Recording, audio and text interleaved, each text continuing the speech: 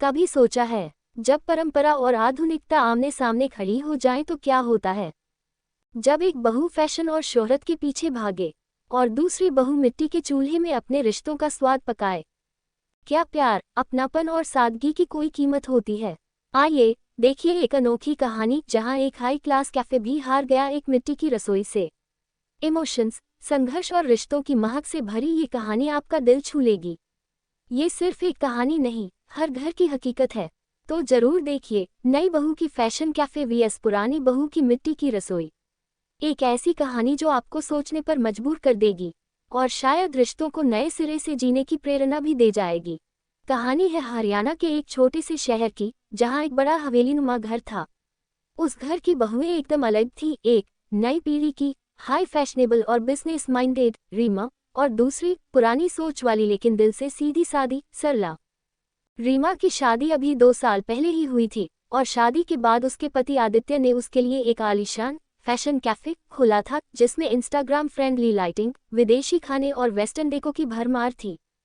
रीमा सुबह 8 बजे तैयार होकर निकलती और देर रात तक कैफे में लगी रहती। सरला, जो बड़े बेटे की पत्नी थी, पिछले 15 सालों से घर संभाल रही थी लेकिन कभी शिकायत नहीं की। वह मिट्टी के चूल्हे पर खाना बनाना पसंद करती थी, आंगन में तुलसी की पूजा करती और अपनी सास के पैर दबाकर दिन खत्म करती।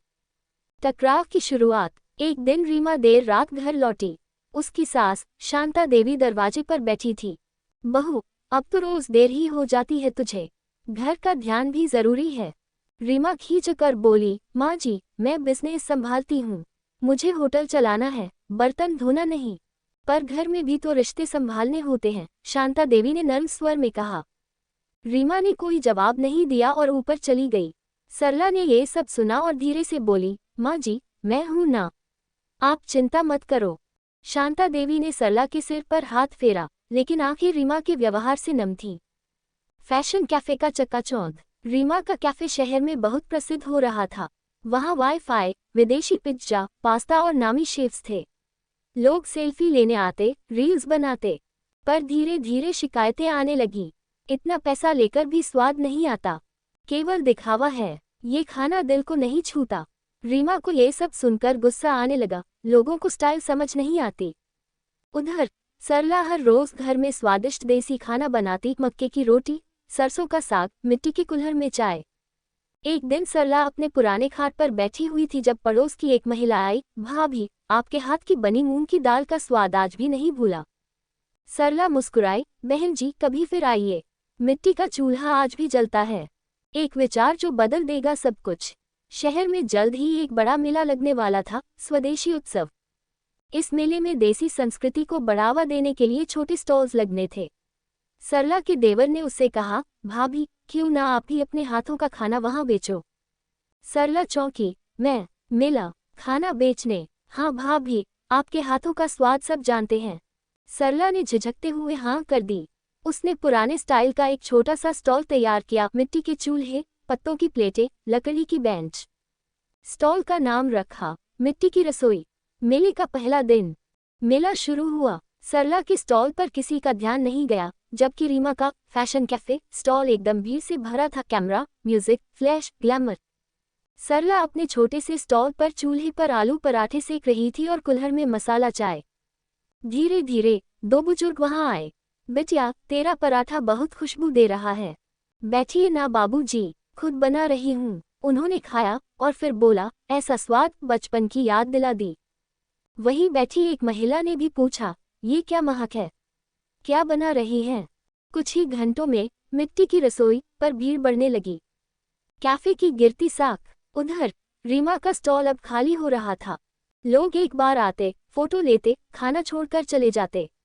रीमा को समझ नहीं आ रहा था कि क्या हो रहा है। ये सब लोगों की समझ का दोष है, वह बड़बड़ाई। तभी उसके स्टॉल पर वही 2 बुजुर्ग आए, जिन्होंने सरला के स्टॉल से पराठे खाए थे। बिटिया, अगर सच्चे स्वाद की समझ चाहिए तो मिट्टी की रसोई में चलो, वहाँ दिल भर के खाना भी है और सुकून भी। रीमा हतप्रभ रह गई। 2 राहें, 1 मंजिल। अगले दिन रीमा ने छिपकर सरला का स्टॉल देखा। मिट्टी की दीवार, तुलसी का पौधा, देसी खाना और लोगों की भीड़।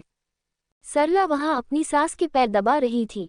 माँ जी, देखिए कितने लोग आए हैं, शांता देवी की आंखों में आंसू थे। तूने अपने स्वाद और प्यार से सबका दिल जीत लिया बहू।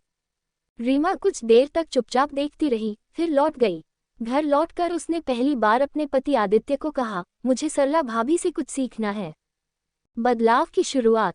कुछ दिनों बाद रीमा ने सरला से बात की, भाभी, क्या आप मुझे भी सिखा सकती हैं मिट्टी की रसोई का तरीका? सरला मुस्कुराई, क्यों नहीं बहन, पर शर्त है, सिर्फ स्वाद नहीं, सेवा भी सीखनी होगी। रीमा ने हामी भरी और अगले दिन से सरला की स्टूडेंट बन गई। धीरे धीरे उसने सीखना शुरू किया, चूल्हा जलाना, देसी मसाले पीसना, दूध उबालना, मिट्टी के बर्तन साफ करना। अब दोनों बहुएं एक साथ एक नया रेस्टोरेंट खोलने का विचार करने लगी, जिसमें रीमा की आधुनिक सोच और सरला की परंपरा का मेल होगा। मिट्टी और मेट्रो नया रेस्टोरेंट। कुछ महीनों की मेहनत के बाद शहर के बीचों बीच एक रेस्टोरेंट खुला। नाम था मिट्टी और मेट्रो। यहाँ मिट्टी की दीवारें थीं, लेकिन आधुनिक बैठने की व्यवस्था। मेन्यू में पराठे भी थे और पास्ता भी, लेकिन देसी अंदाज में।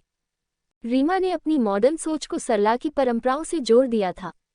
पहले ही दिन रेस्टोरेंट खचाखच भरा था। शांता देवी ने दोनों बहुओं को गले लगा लिया। अब समझ आया कि जब नई और पुरानी पीढ़ी एक साथ चलती है, तभी असली स्वाद आता है, रिश्तों में भी और खाने में भी। निष्कर्ष। इस कहानी से हमें ये सीख मिलती है कि परंपरा और आधुनिकता को लड़ाने की बजाय जब हम उन्हें मिलाते हैं, तो वह कुछ नया और खूबसूरत बनाते हैं।